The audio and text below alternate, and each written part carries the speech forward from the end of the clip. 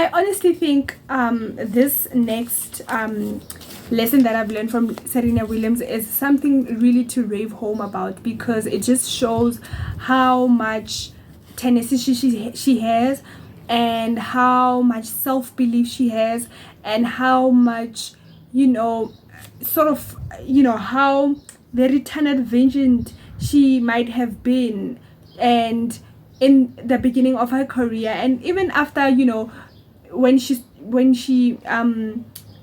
retired, she was the fan favorite in the sport, and people often say that she transcended the sports of tennis.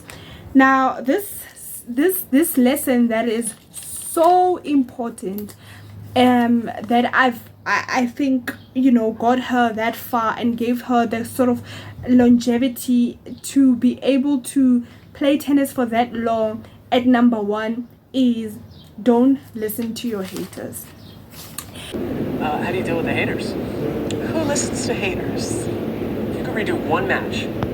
It's very interesting that, so when Serena Williams started, at a time where black people were not even playing sports, black people were not even the best in the sport of tennis, a lot of black, and with very little and limited resources, with just the vision of her father, and how her father was just like, these girls are gonna be the best.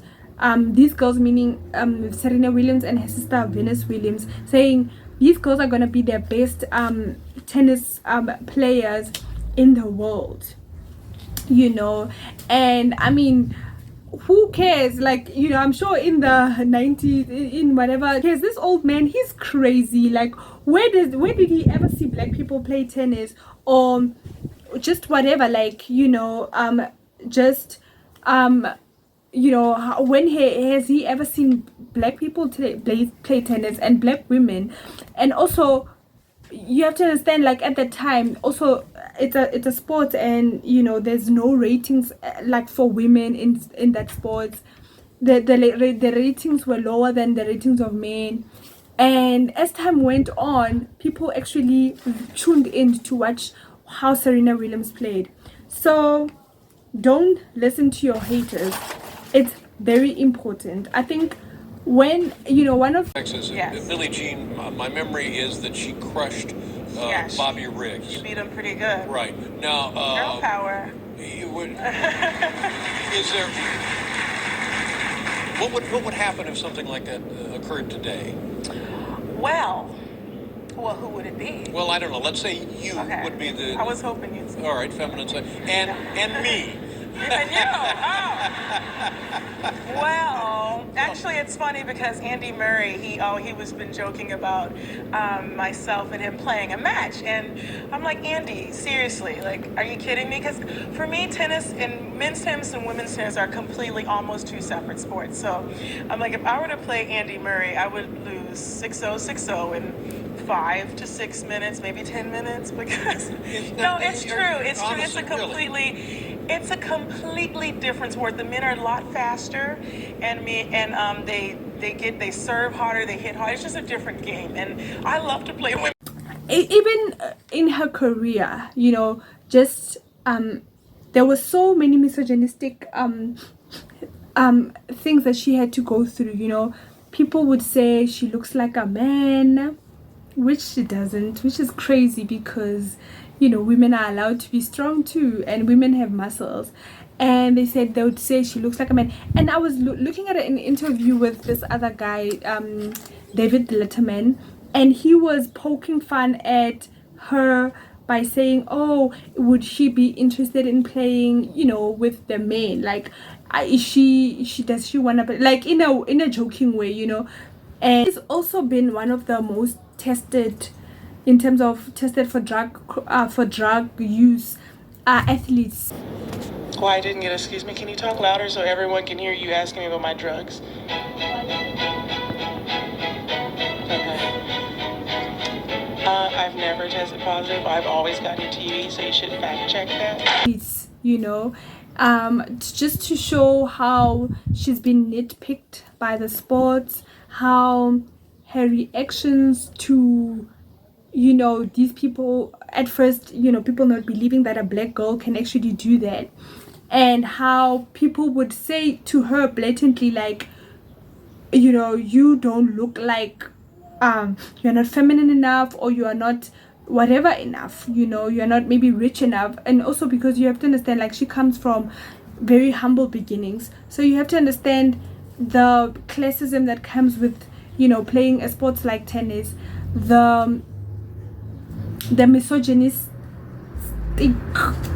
remarks that she had to face, it's just amazing how she just never listened to the haters. She never internalized people's voices of how she should be and how she should look, but she was just focused on what she was focused on, because she knew that her story matters. The 8th lesson that I've learned from Serena Williams is actually learn from your losses. Now, Serena Williams seldom loses, and which is great, because she mentions that the reason why she seldom loses is because she hates losing. So I can imagine. How do you deal with your losses? Not very well.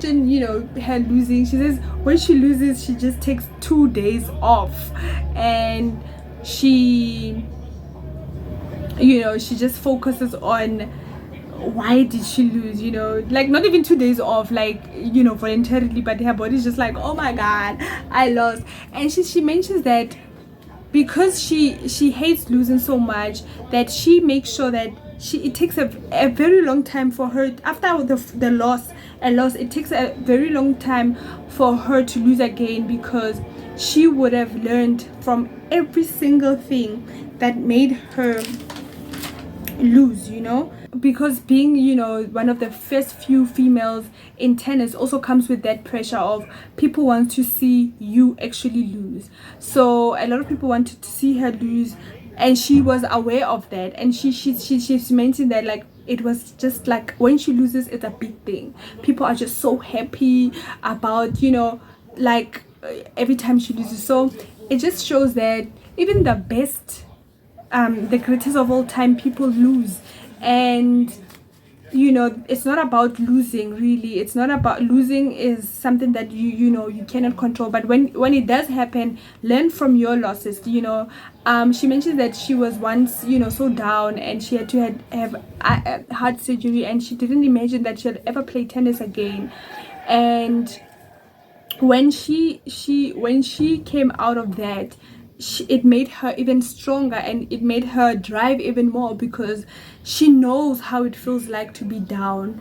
And I think a lot of us can take a leap from that, because a lot of especially myself, I'm currently not at a place where I had expected to become, especially because I believe that I've been working so hard my entire life to be able to have a career that I enjoy, and a career that I love, instead of doing stuff that I don't like even doing. My brain, like, I was just thinking about it today, like my brain is just like very like wired to fun too much, that like it's very hard for me to just concentrate and work and do something. It basically do something, meaning like school stuff. Yeah, it's so hard. I think I did too much school that, like, I'm like, if I'm gonna do school, it's gonna be at school. Like, I don't wanna hear I don't wanna hear maths, calculations, no. I guess being forced to just show up and whatever in that way. So I think this one I think is very major, because like, as a black woman, we have our voices very stifled, because first of all, there's this thing of you are the angry black woman. Black women are seldom happy. Black women, and also it comes from this thing of black women are seldom taken care of, and black women are the easiest to disrespect. According to Malcolm X says that the most disrespected person is the black woman, the most neglected person is the black woman. So every time a black woman stands up for herself and actually says, nah, this is not the way it's gonna go, even though, like, it's so amazing because even though it's Serena Williams, like the greatest athlete of all time, she has had so much backlash with regards to her standing up for herself. The ninth one is really stand up for yourself. That's the lesson that I've learned from Serena Williams. On few occasions where she was, not being treated okay, not few occasions, actually on a lot of occasions. I mean, the girl has taken so much brunt and just bad treatment from the tennis sports and from just people, in general, that, I mean, and also because she's world champion, and people are expecting her to always be nice, always been, because she's kind, people want her to be nice. Now, being nice, like even Drake says, nice for what? Like, being nice doesn't benefit anyone. Being nice means, for a lot of people, being nice to be self-sacrificing, that's being nice. And Serena Williams has on so many occasions stood up for herself when she was being, treated poorly, and because she's a woman, there's so much scrutiny to her behavior. People are like, how dare you, already you are being like irritating by being the best, tennis player of all time, but like also, how dare you stand up for yourself when we treat you badly, how dare you show any emotion, like her showing emotions of anger, her showing emotions of contempt, like not even contempt, but just disappointment. It's just like, oh my god, like what is she doing? But she stood up for a lot of things. She stood up for equal pay. Her and her sister Venus actually stood up for equal pay for women in tennis and in sports in general, saying like, if you do the same job, we have to get paid the same way. And also because she is a star, and a lot of people come to the matches to watch her play. She understood that her voice matters, even though it's hard to, in that moment, to stand up for yourself, because there's so much at stake. There's so much at stake for a lot of people, a lot of women, a lot of people. Just there's so much at stake when you stand up for yourself. But being able to stand up for yourself means that you are able to preserve your own humanity. Preserve your own humanity. Make sure that people respect you.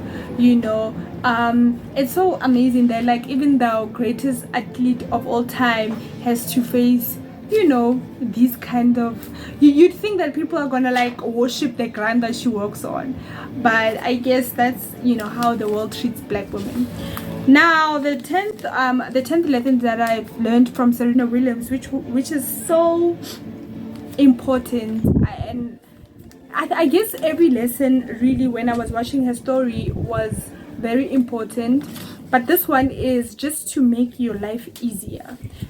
Just how easy her life has become because of she does this thing. She surrounds herself with people who love and celebrate her for who she is. Now, when Serena Williams started, one of her major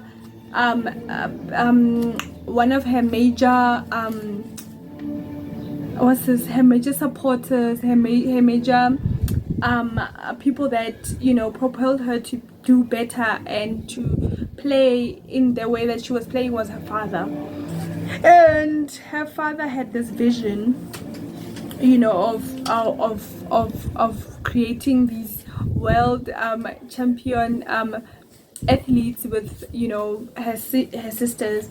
And it's so amazing that Serena Williams, in order for her to be able to enjoy the journey that is her life in tennis, this era, this when she retired, it was really an end of an era in tennis. And I think being able to surround herself with people like her sister Venus, who's also a world champion herself, but she's also so supportive of her.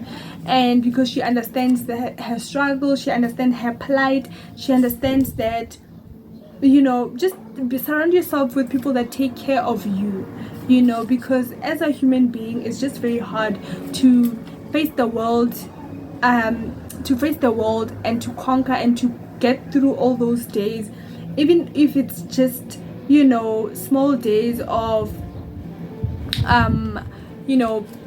when things don't go well, or just life in general, like loss,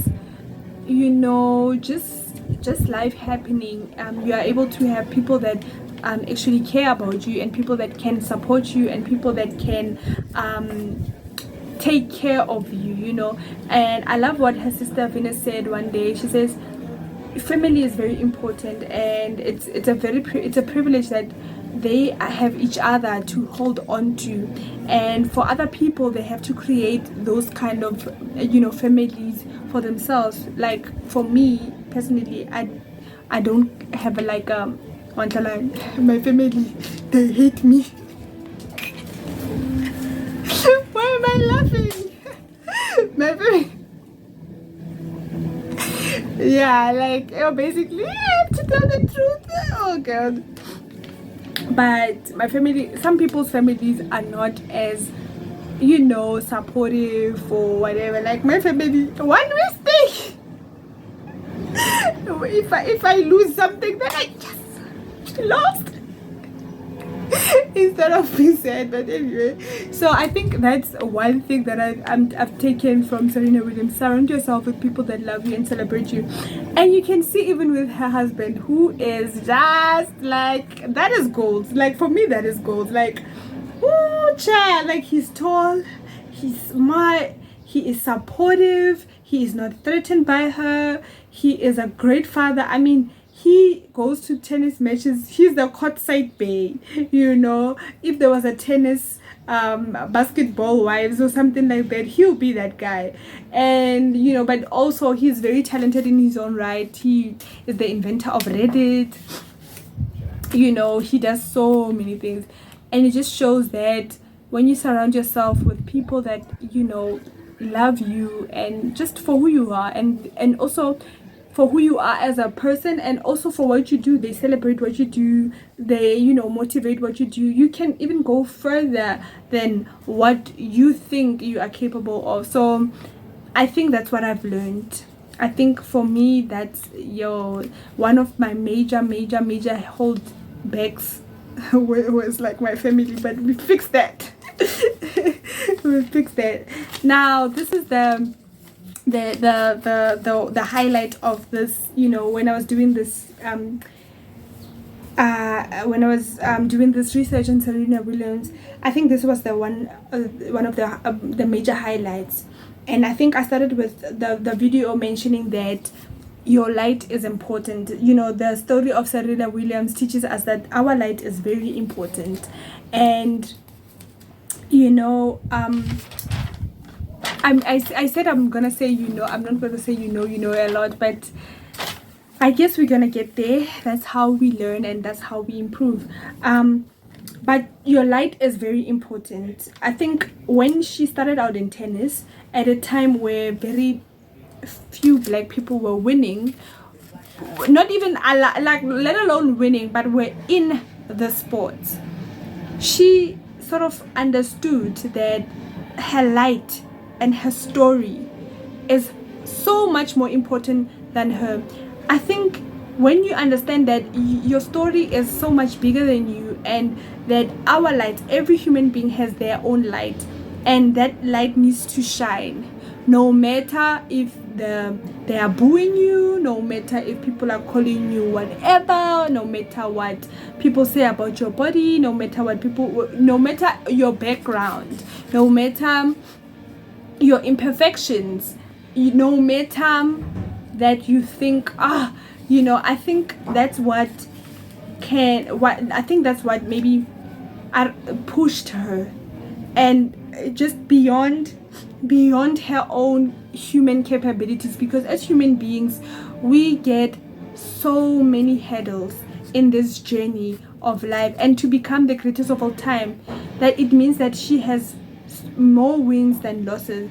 And anyone who knows, it's so easy to lose.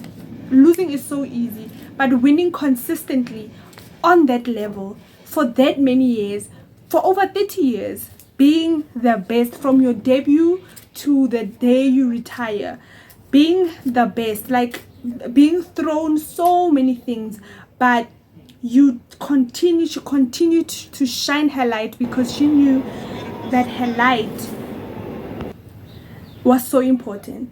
I think she transcended sports, and she transcended tennis even, and she, now people tell the story of Serena Williams, and it is so amazing that they're gonna look for a girl, because she was so big, and her story needs to be told. And you know, the young girl that played her in the movie King Richard, the movie about her family and how her father, you know, their journey to, you know, where they are now. It's a young black girl who got that role to tell that story. So as we go along in life, we have to, I think that's what I got from it, I guess. Well, I've gotten, I mean, like, you know, almost 11 lessons from Serena Williams. But the one thing that pushes me, that makes me realize that, listen, like, if you're doing something that you're passionate about, if you are making a difference, and if you not even making a difference at the moment, but know that you deserve to shine your light, and you deserve to be seen, and you are part of something way bigger than you, it's very hard for you to just give up or to show up. It's actually very easier for you to show up, because you understand how important your light is. And I think with Serena Williams, she understood that her light is very important, and that her story needs to be told, and her story needs to continue, just like any other human being on this earth is worth, you know, being spoken about, being raved up about. And she's the greatest of all time, the greatest tennis player of all time, the greatest you know, the greatest athlete of all time.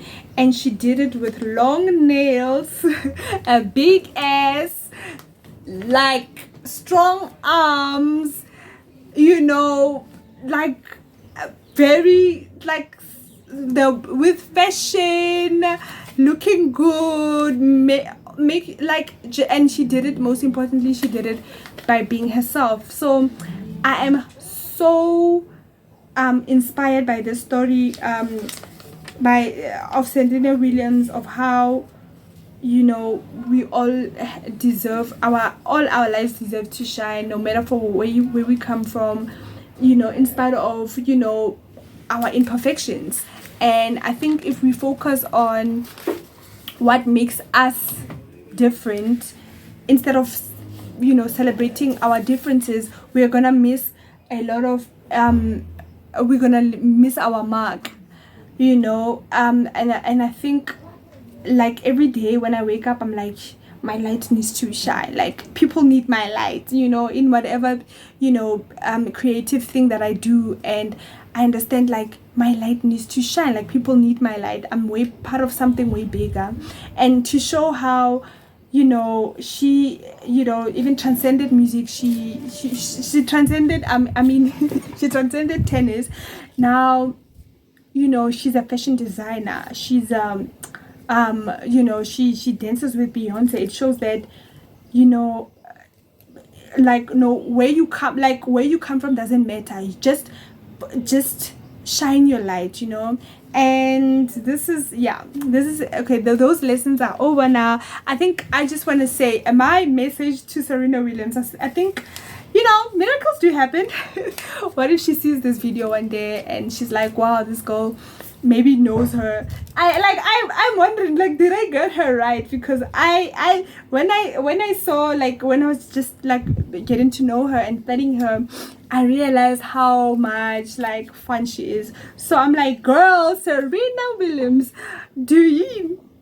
my message to her is, girl, do you want to go partying in Paris so that we can go twerking at the clubs? I know you can twerk, honey. So thank you guys for watching this video. If you enjoyed it, please give it a massive thumbs up.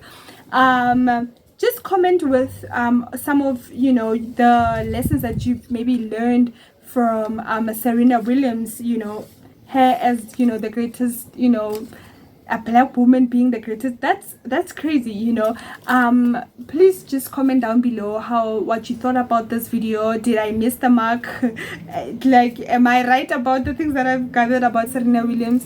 And yeah, thank you for watching. And this is Dancing in the Purple Rain. My name is Purple Rain. See you in the next video. Bye bye.